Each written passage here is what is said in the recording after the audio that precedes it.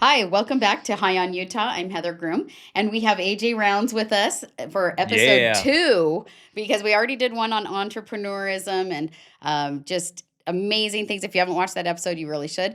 And then we're going to dive into what we mentioned his new venture is, which is Arlyn Capital. And I'm going to be turning over a lot of the time to him because I'm very fascinated with what you're working on, what you're doing. And if you want to know his intro, go back and watch the entrepreneur episode. But we're going to kind of start from where we left off.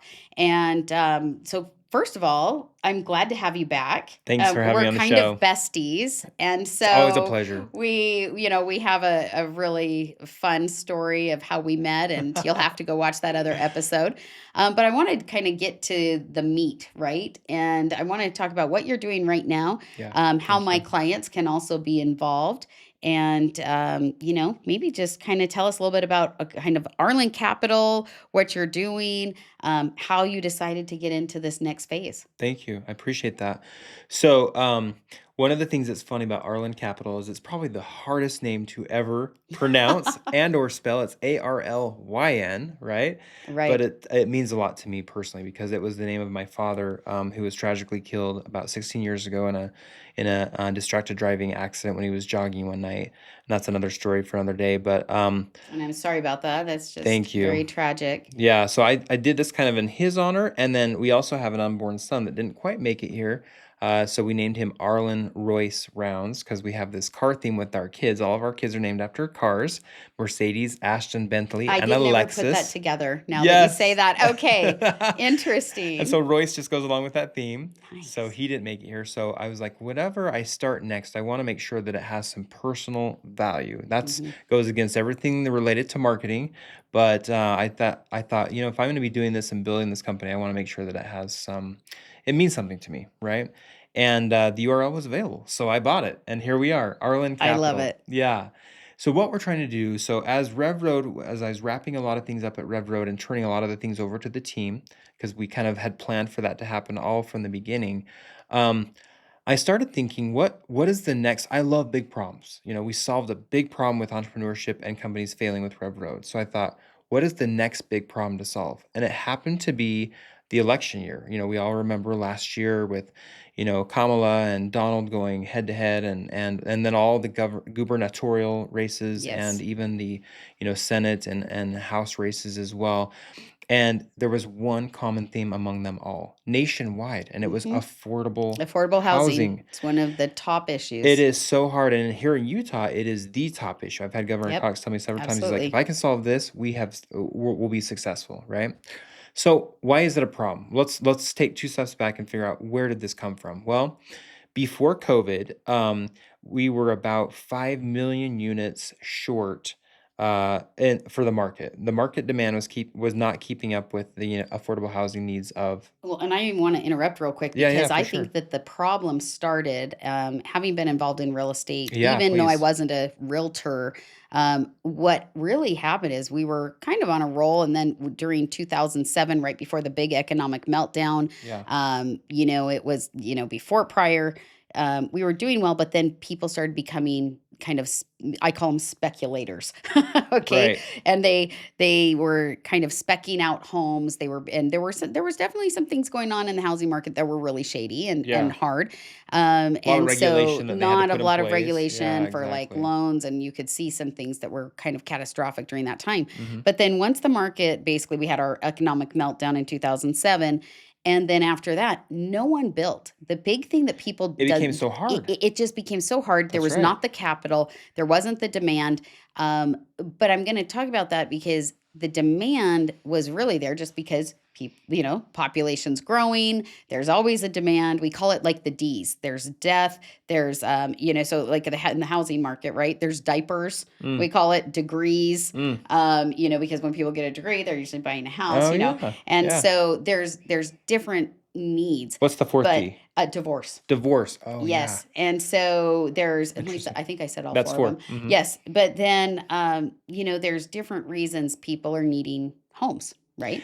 Well, And but nobody was building, and so that's when we right. started. If you actually go back and you look over time, that's when we started to get, a little bit behind in That's the right. housing market We weren't because keeping up with we demand. weren't really keeping up with demand Yeah, and I right. mean, we're talking about 5 years. That's There right. was a 5 year span. That's right. So, and then when we started, we just were kind of pedaling along. And then there's a year or two out from that because it takes a while to build a house. That's right. So then, even when people recognize, gee, it's time to start building again, we were behind. So, like, after that, like, we're talking over 10 years now. Right. We've been a little bit behind in all different markets.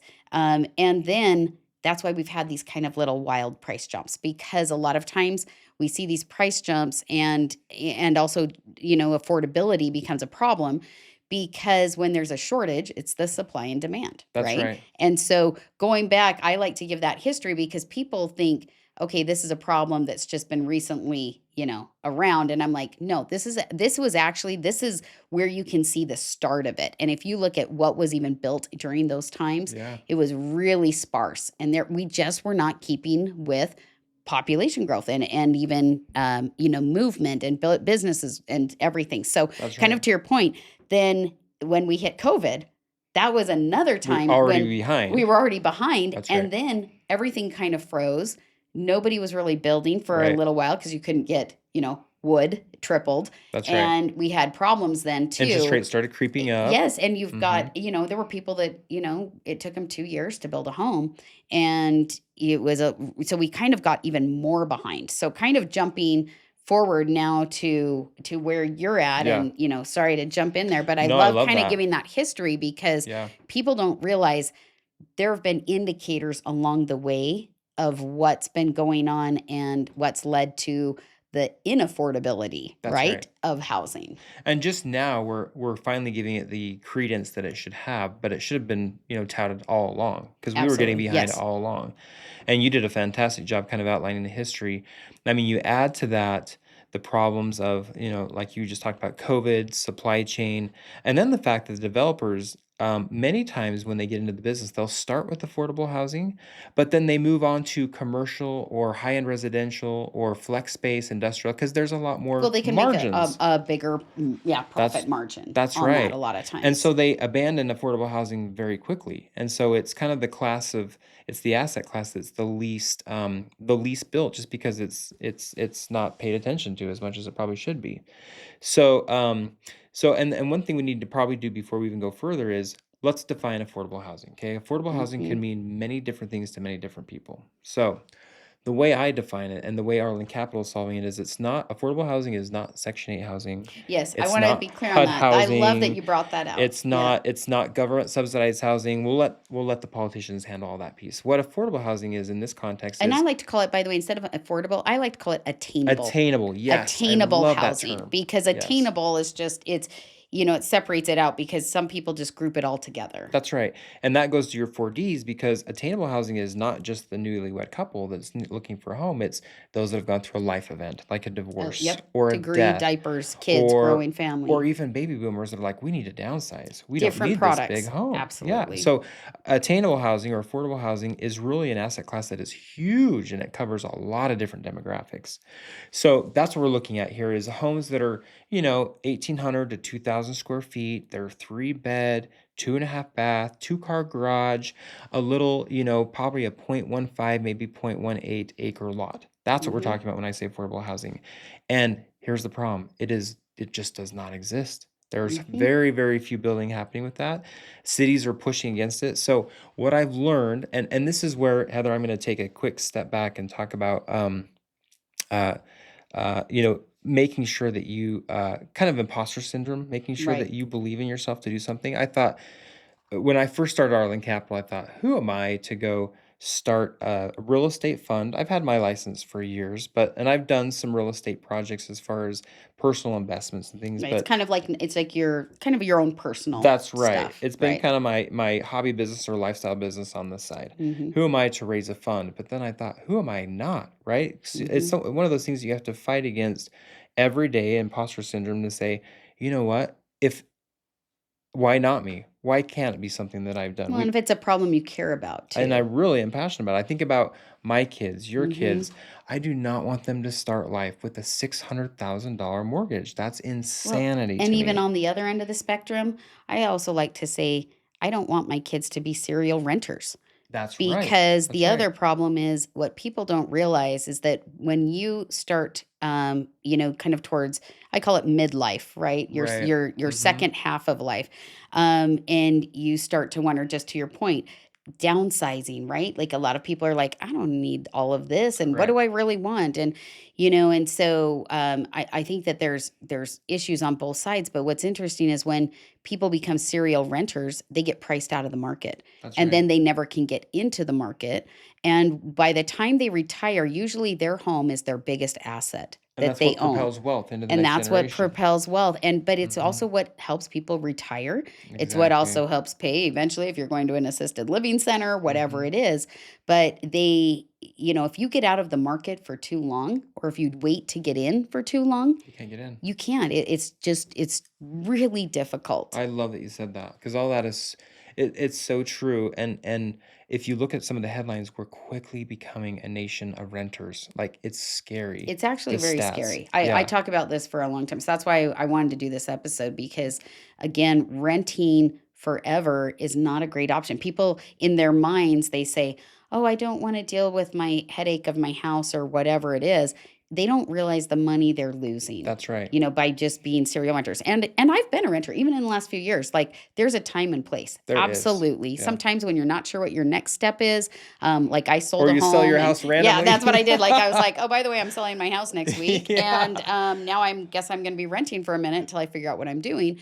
So there's always a need, and that's so right. I'm not here to rip on rentals, but again, serial renting is going to leave you in a place where then you're not going to be able to retire possibly. Correct. Like again, what assets do you have? Correct. And so that's why I'm very big into the attainable housing, especially for the young. I call them my young clients, my youngers is what I Mhm. refer to them as, Yeah, because I want them to get in. Because if they keep thinking, oh, I'm waiting for the housing market to crash, like, because that's another whole episode, but it's not on the horizon. In fact, we're probably on the jump, like we're actually at we're a probably the brink, trough. like just how I just mentioned those Yeah, times when the markets jumped. We're probably going to hit another market jump. What they're predicting is that's fall right. of this year and early spring of next year, because That's right. interest rates will be down a little bit. And then also, people have been waiting on the sidelines for the last 3 years to buy because of just renting. But meanwhile, the market's outpacing them. And so cost to build again is going up. Keeps going up. Rent, so again, I think it's really important. So the attainable housing piece is so It's important. so critical. And that's what Arlyn Capital is trying to solve is you need to have three components to make attainable housing a reality. Okay. Number one is you need to make it appealing for investors. Hmm. If they can't put money in and get a nice return, then what's the point? You're not going Right. to get any funding, right? Right. So Arlyn Capital solved that piece. Most real estate funds produce an 11 to 13% return, or IRR they call it in real estate. We're near 20 at Arlyn Capital, so we're super excited about that piece. That's the part I've been working hard on. The second piece you have to have is you have to have developers on board that are mission driven, that are committed to that asset class, so that they don't, Hmm. at the first shiny object, they don't move to the next class and try to make more money. And we've got two developers based in Utah that are just that. They are already And they've done building. this. They've got a track They've record. done hundreds of homes, if not thousands. They've done tens of millions of dollars, and they are ready to go. And they're doing it currently. They just want to go faster, so they wanted to raise a fund so that there's constant funds to pull from, so they can build quicker, right? So you have to have that piece. The third piece, and this is the most important piece, is you have to have the municipalities on board. And here's the problem we see, especially in Utah, is all the cities will say, we want affordable housing. Bring it here. But then I have stories on when you this. go to the city Yes. meetings, right, Heather, they're like, not in Oh. my neighborhood, not behind here, not here, not here. So And that's it why I like to separate. This is not Section 8 housing, and there still is a place for that, to be right. clear. But again, I work with cities. I've been in politics a long time Mm-hmm. as well.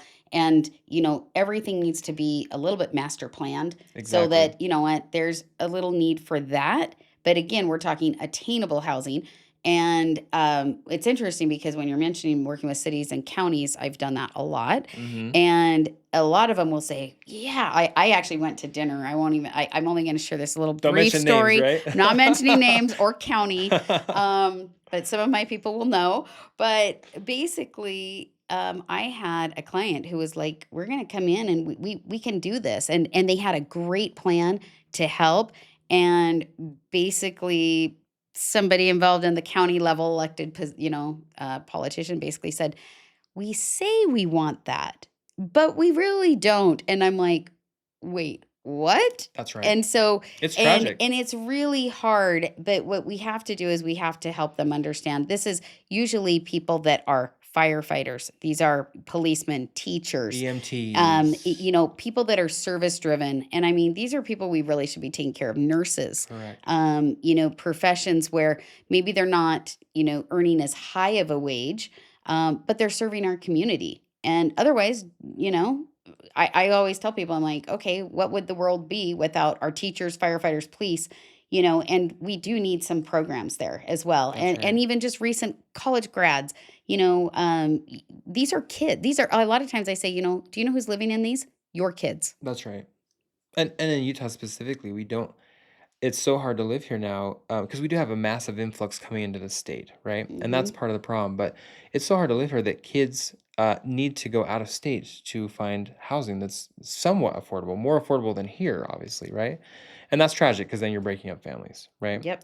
I love going back to the point that you made earlier about how, um, we do not want to become a nation of renters. I mean, you look at Europe and some of the other countries that have gone that direction, and it has not served them well It has at not served all. them well at all. Because you basically, as a homeowner, you manage your life differently than as a renter, I say right? this all the time. Yeah, Yes. And it because it also there is great pride when you actually right. own it. So I've been helping kind of as a little side thing I've been helping a lot of single parents Mhm. get into homes, because and they will cry a lot of times, these men and women, because they're like, my kids, we've been living in like apartments, and all of a sudden the landlord decides to sell and they have to be out and find a place in 30 days. And it uproots their entire And it life. uproots their entire life. And for those Exactly. kids, it doesn't create a lot of stability either, Right. And there's great pride that comes. You become a better member of the community when you are a community member. That's And I right. call it a community investor because if you've invested in your community by buying a home, you are a community investor. That's right. And you run your family differently because you have this sense of ownership, and you even in your career, you act different. Everything, it Your changes life changes. It changes completely, everything. and you can't understand it unless you own a home, right? So I'm really passionate about getting people into homes as quickly as we can. So it's really the problem we're solving simply is let's get more homes into the market. We're building 1,000 homes. We are building in cities that are we've already done about 3 years worth of legwork prior to this episode. So we're in Richmond, Kentucky, Des Moines, Iowa, the outskirts of Kansas City, Missouri, and then we're down in Phoenix. And we're in those areas because those cities have said, yes, we need affordable housing. And by the way, here's some property that you can use to Hmm. get there. It's in bankruptcy or whatever the case may be. So we've purchased this property, it's cashed out, and what the fund does is then reimburses the developers with this property, builds out the horizontal work, all the sewer systems and the streets and electricity systems and stuff, and then the developers will go and get debt financing to go vertical, so that those that are in Arlyn Capital are not left holding the bag should the market conditions suddenly change or I you like that know. because it brings more stability to the Correct, process. And correct. I that's why even I've wanted AJ on this show because I call myself a conservative investor. So Hmm. I'm not one of those that Same. I don't want to invest money. No offense to the guys driving, or I call it like, blinged up jeans and all of the things and like the reptile boots and purple shirt and gold chains this thick, Orange Lamborghinis. yeah, and I call it the flash in the pan. I call it the crooked hat club. If you don't have your hat on today, crooked. So that's a good step right there. But they're the crooked hat club with flat Or the brim, flat bill, yeah, I and love they light everything on fire, right? And that. I don't usually give my money to them. And they're great people, very kind. But, I kind of look at track record. What do they have in assets? Have they been entrepreneurs before? Have they run successful companies? One of the things I love about AJ is that he has a track record of success. And that's one of the things is success brews success. That's right.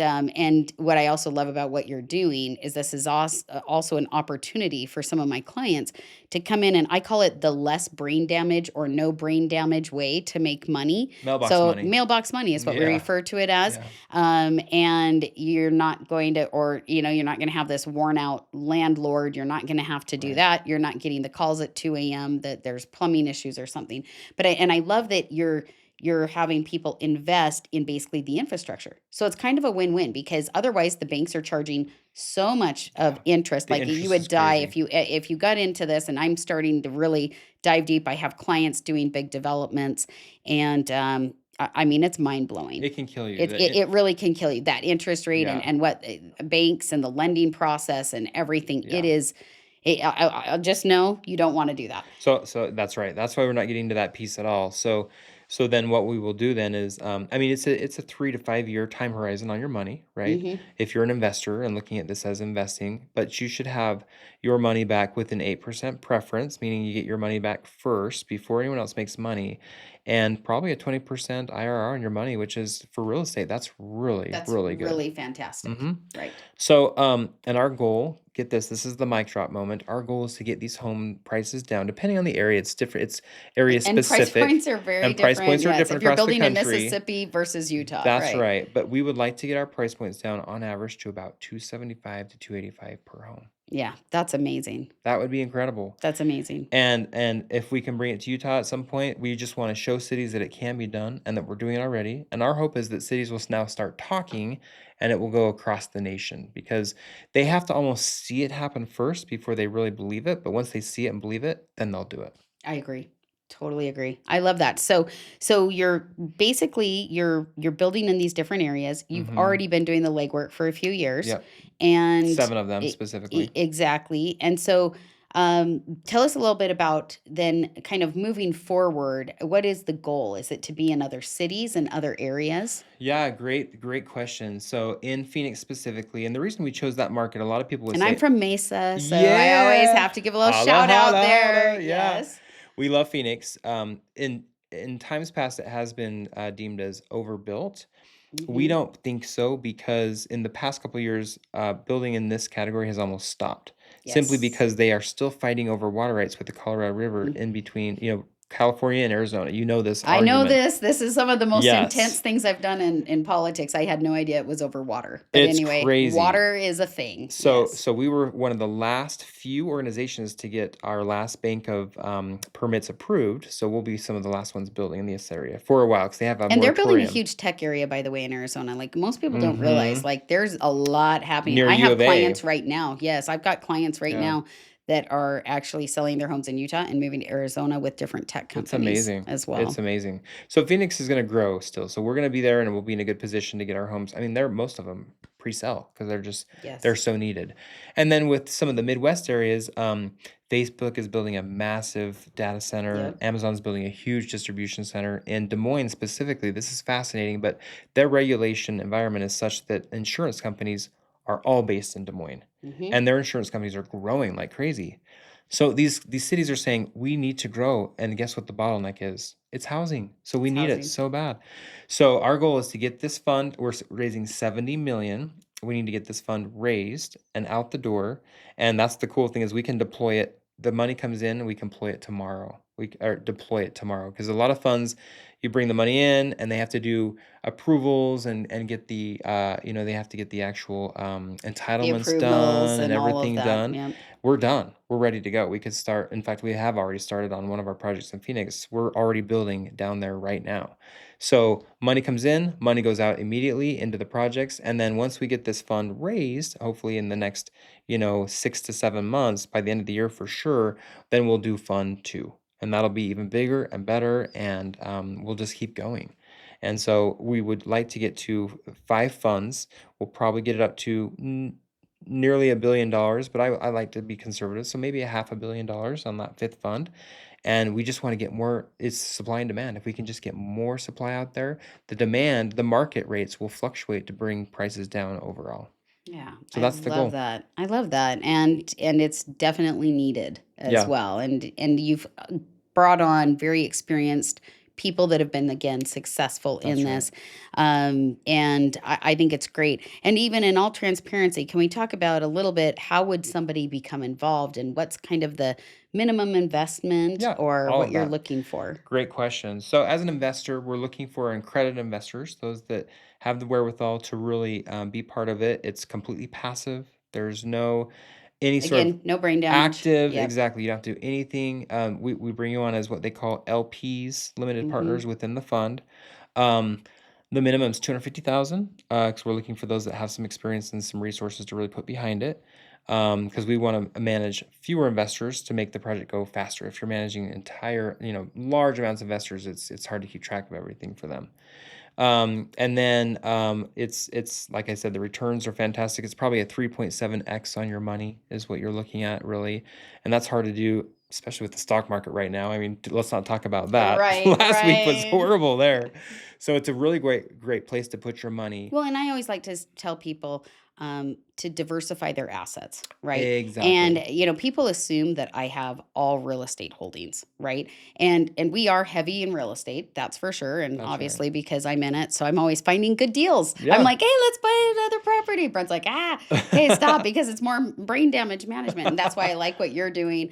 And that's the model that we're also moving into as well. It's With easy. it's just Just make easy. it easy. It fills a need, and Right. and I think it's really great because it's also doing something you care about for the communities. But like I have stocks, I've got land, I have even in real estate. It's like I'm investing in, I have everything from short term, long term, 30-day lease type projects. I have some that I'm turning, like even on that build side, and then I move the property because of the equity play. So, call me about those questions, but a lot of times there's different products for different times. And so maybe if you're a first time buyer right now, this seems very overwhelming. I don't Sure. want this to be overwhelming at all. I like Mm-mm. to present options, and also knowing, and you may know somebody, it might be your parents or your That's right. grandparents. That's right. And right now there's a big transfer of wealth happening. And I wanted to touch on Huge. that because you've got the baby boomers who are now retiring. And I toured a company a few years ago, and it was very interesting. It was a big company here. I probably better not mention it, but I was talking to the top level kind of executives in there, and they said, Heather, we are all ready to retire, and we don't know what to do because Where do you put your we're like, money? what do Yeah. we do? Where do we put our money? Mhm. What are we going to do? And they're kind of seeing how they need to do things a little differently. And so I get people a lot of times calling me that a lot of times for something like this, maybe they are just paying off their house.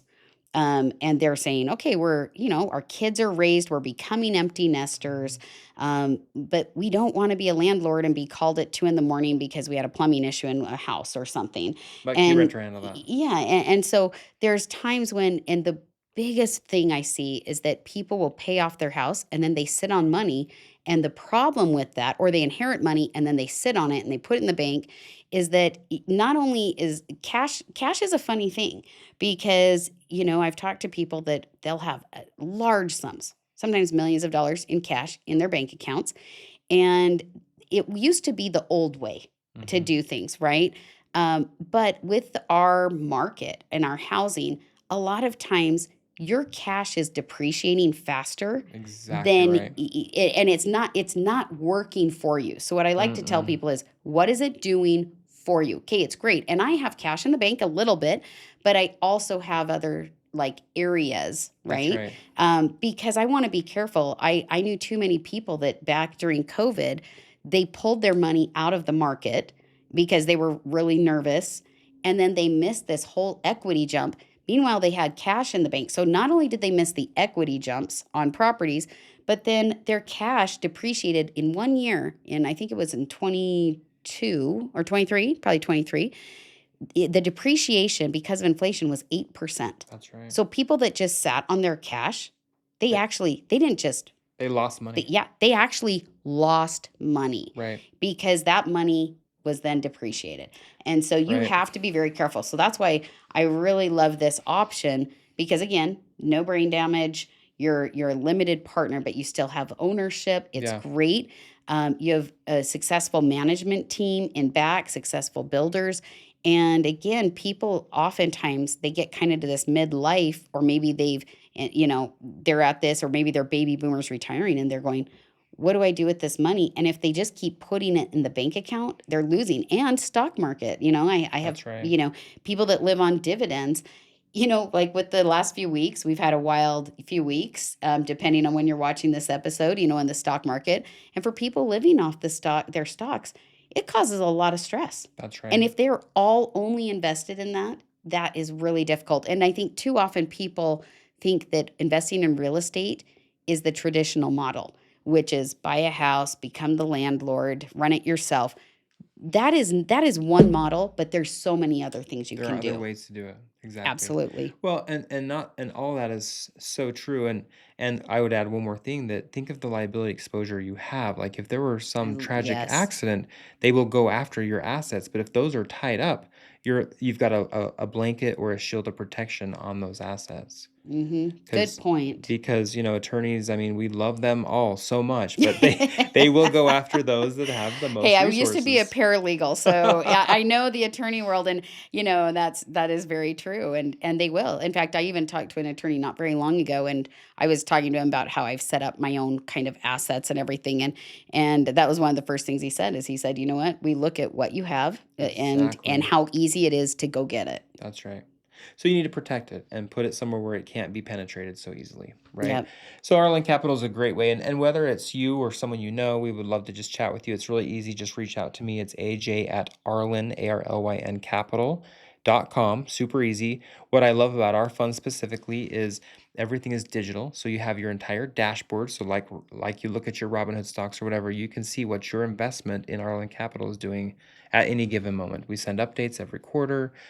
We show you pictures of the projects and how they're coming along.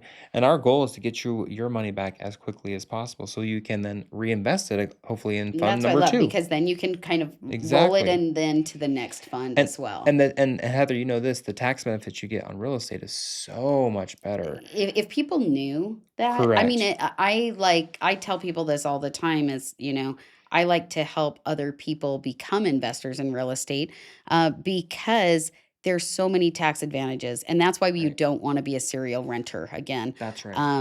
But investing in real estate, there's some real perks to that as well. And so, Hmm. I love that you brought that up as well. And again, this is, if you don't own a home, let's get you a home first. But just know you most likely know someone who needs something like this. Maybe it's your parents, maybe it's, whoever it is. Neighbor But down the street or a business owner that or something. absolutely. Yeah. And so how can they learn a little bit more? You just said Yeah. kind of the website. There's my email. Website's arlyncapital.com. And then, like I said, if you reach out to me, it's really easy. We'll get right back to you. We have a small team so that we can keep our costs low. And we would love to and there's no pressure. Yeah. We, No we pressure at all. Let's just see if it's we the just right want to see if fit. it makes sense for you or not. And sometimes it doesn't make sense. I do not want to over leverage people to where And they that's get what I tell into, people, as I say, you know what, you've got to yeah, be also comfortable. It's time and season, that's right. and making sure it's the right product for the right time, Correct. as well. But I do think this is such a great option, and I know the people involved with the project, and so for me, that goes a long ways as well. That's one of the most important pieces. You have to Yes. trust who you're going to business with your investments for sure. Right, So exactly. Well, I'm so glad we're that we here. had you Yeah. on today. Thanks, Heather. Any other closing thoughts, real quick? No, other than just I think that there's so many ways to create wealth, right? And really you can own a business, and that's one way. You can own real estate, that's another way. You can inherit it, which doesn't count. A lot of people aren't going to qualify for that one. Or you can be devious and steal it, right? Right. And I think a lot of people aren't going Yeah, to do that jail's not either. great. So, yeah. Yeah. So real estate and businesses are a really great way to do it, and this is a great way to for business owners and for anyone And I think else to it's a great say hybrid. It's it's kind of a a business great and real hybrid. estate hybrid Yep.